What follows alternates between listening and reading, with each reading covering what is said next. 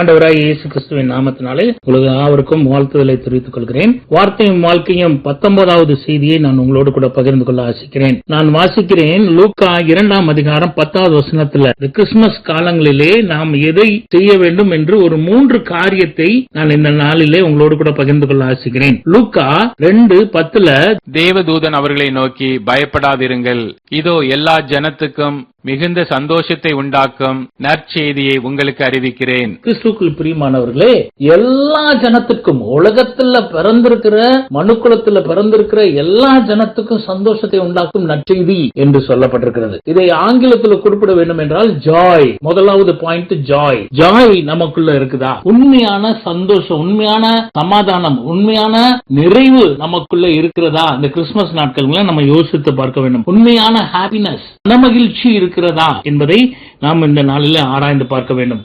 எல்லா ஜனத்துக்கும் சந்தோஷம். ஒரு ஆஸ்பத்திரி எடுத்துக்கிட்டீங்கன்னா 10 பேஷண்ட் உட்கார்ந்து இருக்காங்கன்னா டாக்டருக்கு சந்தோஷம். ஒரு வீட்டுல மரணம் நேரிடுச்சுன்னு வச்சுக்கோங்களேன், ஆம்புலன்ஸ் காரனுக்கு சந்தோஷம். ஏன்னா பாக்ஸ் கொண்டு வருவாங்க, ஆம்புலன்ஸ்ல தூக்கிட்டு போறதுக்கு வருவாங்க, அவனுக்கு சந்தோஷம். இப்படி ஒவ்வொரு காரியத்தையும் சொல்லலாம். நம்ம இந்த நற்செய்தி எப்படி இருக்குதுன்னு சொன்னா, உலகத்தில் உள்ள எல்லா ஜனத்திற்கும் மத வேறுபாடு இன்றி சந்தோஷத்தை கொடுப்பதற்காக வந்தவர் தான் இயேசு கிறிஸ்து. நாம் பெற்ற மகிழ்ச்சி, இன்னும் நம்ம குடும்பத்தில் உள்ளவங்க, நம்ம உற்றார் உறவினர்கள் எல்லாம் அந்த சந்தோஷத்தை அனுபவிக்காம இருக்கிறார்களே என்பதை நாம் பறைசாற்றுகிறவர்களா இருக்கிறோமா? அந்த சந்தோஷத்தை பெற்றுக்கிற நாம் பிறருக்கு அதை பகிர்ந்து கொடுக்கிறவர்களா இருக்கிறோமா? அதாங்க உண்மையான சந்தோஷம். இயேசு என் உள்ளத்துல பிறந்திருக்கிறாரு. பிறந்த இயேசு பிறரிடத்துல நான் பகிர்ந்து கொள்வது நிமித்தமா, இயேசு அன்பை வெளிப்படுத்துறது நிமித்தமாய், அல்லது கிறிஸ்துமஸ் காலங்களில் கிஃப்ட் கொடுக்கிறது மூலமாய் இயேசுவின் பிறப்பின் நற்செய்தியை நான் அவர்களுக்கு சந்தோஷமாய் அறிவிக்கிறேனா? அதாங்க உண்மையான ஜாய். இந்த சந்தோஷத்தை அனுபவிக்கிறவர்களாய் நாம் இருக்கிறோமா என்பதை ஆராய்ந்து பார்க்க வேண்டும். உண்மையான சந்தோஷம் எது அப்படின்னா, பிறரோடு பகிர்ந்து கொள்வது. ஜாய், சந்தோஷத்தை பகிர்ந்து கொள்வது. எப்படி? பரிசுகள் மூலமாய் நாம் பகிர்ந்து கொள்ள எளிதாய் இருக்கும். இயேசு என்ற பெயருக்கு அழகா சொல்லப்பட்டிருக்குது.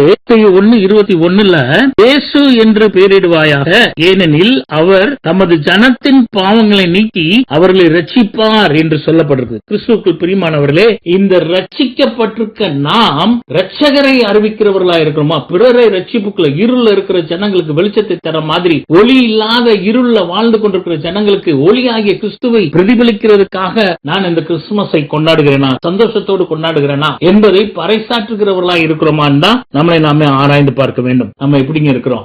உண்மையான சந்தோஷத்தை பிற மதத்தினரோடு கூட நம்ம பகிர்ந்து கொள்கிறோமா? அதுதான் ரொம்ப முக்கியமான இந்த கிறிஸ்துமஸ். அந்த கிறிஸ்துமஸ் நாட்கள்ல அதை செய்கிறவர்களாய் நாம் இருக்கிறோமான்னு ஆராய்ந்து பார்க்க வேண்டும். இரண்டாவது காரியம் பாருங்க, லூக்கா 2ஆம் அதிகாரத்துல 16 20வது வசனம் வரைக்கும் வாசிக்க நம்ம கேட்கலாம்.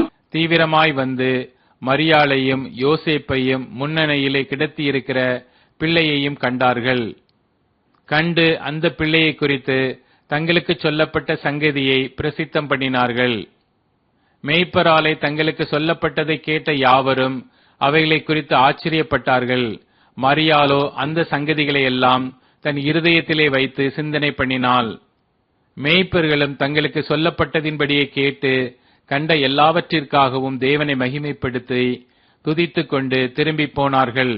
20வது வசனத்துல மேய்ப்பர்கள் தங்களுக்கு சொல்லப்பட்டதை கேட்டது மாத்திரமல்ல, கண்ட எல்லாவற்றிலையும் தேவனை மகிமைப்படுத்தி துதித்துக் கொண்டு திரும்பி போனார்கள். கிறிஸ்துவுக்குள் பிரியமானவர்களே, நாம் கேட்கிறோம், இரட்சகர் பிறந்திருக்கிறார் என்ற நற்செய்தியை கேட்டோம். கேட்டது மாத்திரமல்ல, நாம் இந்த கிறிஸ்துமஸ் காலங்களிலே அவரை மகிமைப்படுத்துகிறவர்களா இருக்கிறோமா? குடும்பமாய் தேவனை மகிமைப்படுத்துகிறோம் அல்லது குடும்பமாய் தேவனை துதிக்கிறவர்களா இருக்கிறோமா? நம்மளை நாமே ஆராய்ந்து பார்க்க வேண்டும். முதலாவது காரியம் சொன்னேன், சந்தோஷம், ஜாய், ஹாப்பினஸ். இரண்டாவது காரியம் மகிமைப்படுத்தணும், துதிக்க வேண்டும். அதுதாங்க முக்கியமான ஒரு விஷயம். ஷேர் பண்ணணும், பிரைஸ் பண்ணணும். மகிமைப்படுத்தும் பொழுது தேவன் நல்லவர், வல்லவர், நேற்றும் இன்று என்று மாறாதவர்ன்றது நம்ம வாயினால் அறிக்கை பண்ணுகிறோம். துதிகளை ஏறெடுக்கும் பொழுது செஞ்ச நன்மைகளுக்கு, கிடைத்த நன்மைகளுக்காக தேவனை துதிக்கிறவர்களாய் காணப்பட வேண்டும். படிப்பறிவில்லாத அந்த மேய்ப்பர்கள் இதை செய்தார்கள். இன்னைக்கு நம்ம நல்லா படிச்சிருக்கிறோம், நம்ம பிள்ளைகள் நல்லா படிச்சிருக்கிறாங்க. ஆனா தேவனை மகிமைப்படுத்துவதில் குறைபாடு இருக்குதான், அல்லது தேவனை துதிப்பதில் குறைபட்டு கொண்டு இருக்கிறோமா? இந்த கிறிஸ்துமஸ் காலங்களில் நம்மளை நாமே சிந்தித்து பார்க்க வேண்டும். நான் அதில் குறைவுள்ளவனாய் இருந்தேனா, குறைவுள்ளவளாய் காணப்பட்டேனா? இந்த நாள் ரட்சணிய நாள், இந்த நாள் விடுதலை நாள், இந்த நாள் இயேசு என் உள்ளத்துல பிறந்த நாள் என்பதனால பிறந்திருக்கிறார் என்பதை நான் மகிமைப்படுத்தி, என்னுடைய பாவத்திலிருந்து விடுதலை பெற்ற நாள் என்று நான் மகிமைப்படுத்தி தேவனை துதித்துக் கொண்டே இருக்கிறவர்களாய் இருக்கிறோமா? நம்மளை நாம் ஆராய்ந்து பார்க்கணுங்க. நம்ம எந்த நிலைமையில இந்த கிறிஸ்துமஸை கொண்டாடுகிறோம்? சந்தோஷத்தை கொடுத்திருக்கிறாரு, எல்லா ஜனத்துக்கும் சந்தோஷத்தை கொடுத்திருக்கிறாரு. அதோட இல்ல, நான் அவரை மகிமைப்படுத்தி துதிப்பேன் என்று இரண்டாவது காரியத்தை நிறைவேற்றுவதாக காணப்பட வேண்டும். மூணாவது காரியம் பாருங்க, என்ன? பிரிப்பரேஷன். எதுக்காக பிரிப்பரேஷன்? மூணாவது காரியம் ஆயத்தப்படு. என்ன ஆயத்தப்படுத்தணும் அப்படின்னு சொல்லி பாத்தீங்கன்னா, ஒரு சில வசனங்களை நம்ம வாசிக்க கேட்கலாம். எசேக்கியேல் 38ஆம் அதிகாரம் 7வது வசனத்தை வாசிக்க கேட்கலாம். நீ ஆயத்தப்படு, உன்னுடனே கூடின உன் எல்லா கூட்டத்தையும் ஆயத்தப்படுத்து, நீ அவர்களுக்கு காவலாளனாயிரு. 3 காரியம் இதுல சொல்லப்பட்டிருக்குது. ஆயத்தப்படு, ஆயத்தப்படுத்து, காவலாளனாயிரு. கிறிஸ்துக்குள் பிரியமானவர்களே, இரண்டாவது வருகைக்கான ஆயத்தத்துல நான் ஈடுபடுகிறேனா? மத்தேயு 24ஆம் அதிகாரத்துல 3-13 வரைக்கும் நீங்க வாசித்து பாருங்க. அதுல வருகைக்கான அடையாளத்தை பட்டியலிடப்பட்டிருக்குது. யாரு சொல்றா? சீடர்கள் கேட்கும் பொழுது இயேசு பகிர்ந்து கொள்கிறார் அதுல என்னென்ன நடக்கும்ன்றது. இக்காலத்துல நம்ம பார்த்தோம்னு சொன்னா இன்னும் நிலநடுக்கம் நடந்துட்டு இருக்குது. நிறைய போன வாரத்துல கூட நிறைய நிலநடுக்கங்கள் வெவ்வேறு நாடுகளிலே நடந்து கொண்டு இருக்கிறது. இதெல்லாம் அவர் வருகைக்கான அடையாளம். அப்போ நான் முதலாவது ஆயத்தப்படணும். எதுக்கு? இயேசு கிறிஸ்து வருகையில அவரை நான் முகமுகமாய் தரிசிப்பேன் என்ற ஒரு மனநிலையில என் பாவத்தை அறிக்கை செய்து விடுதலை பெற்றவனாய் இயேசுவின் இடத்துல நான் ஆயத்தப்பட வேண்டும். இயேசுவை சந்திப்பதற்கு நான் ஆயத்தப்படுத்தணும். அது மாத்திரம் இல்ல, என் கூட இருக்கிறவங்க, என் குடும்பத்துல பிறந்தவங்க, உடன் பிறந்தவங்க, அல்லது என் கூட பணி செய்கிறவங்க, அல்லது என் கூட வேலை பார்க்கிறவங்க, எங்க ஏரியால இருக்கிறவங்க, அவங்களுக்காக ஜெபம் பண்ணுங்க.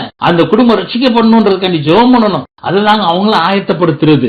ஆயத்தப்படுத்துகிறவர்களாய் காணணும். ஒருவேளை நம்ம ஒரு லீடரா இருக்கிறோம் அப்படின்னு சொன்னா, ஒரு தலைமைத்துவத்தில் இருக்கிறோம் சொன்னா, நம்ம கீழே பணி செய்கிற ஆசிரியர்களோ அல்லது நம்ம பணி செய்கிற வேலை ஆட்களையோ அவங்களை ஆயத்தப்படுத்த வேண்டும். எதற்காக?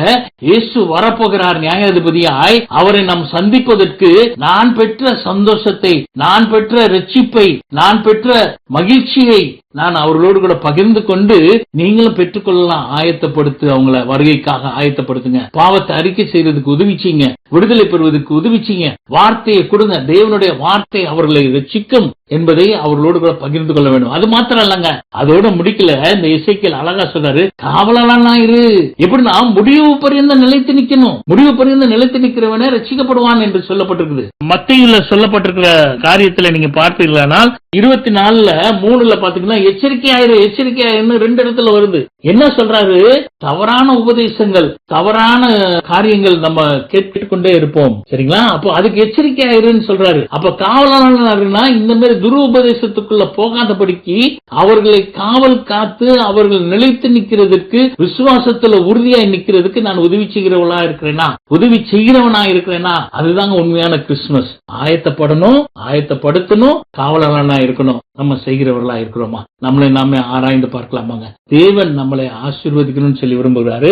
நம்ம தேவன் நமக்காக ஆயத்த பண்ணி இடத்துல, ஆயத்த பண்ணி வச்சிட்டு இருக்கிற பரலோகத்துல நம்ம பிரவேசிக்கணும்னு சொல்லி தேவன் விரும்புகிறாரு.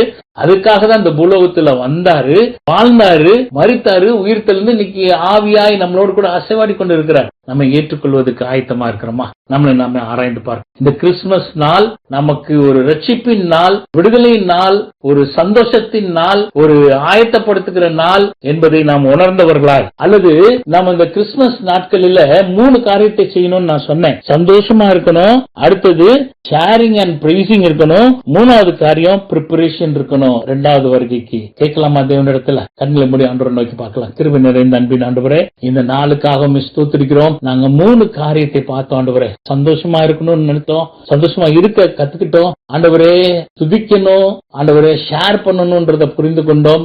3வது காரியம், நாங்க ஆயத்தமாகணும் உமது வருகையை சந்திப்பதற்கு.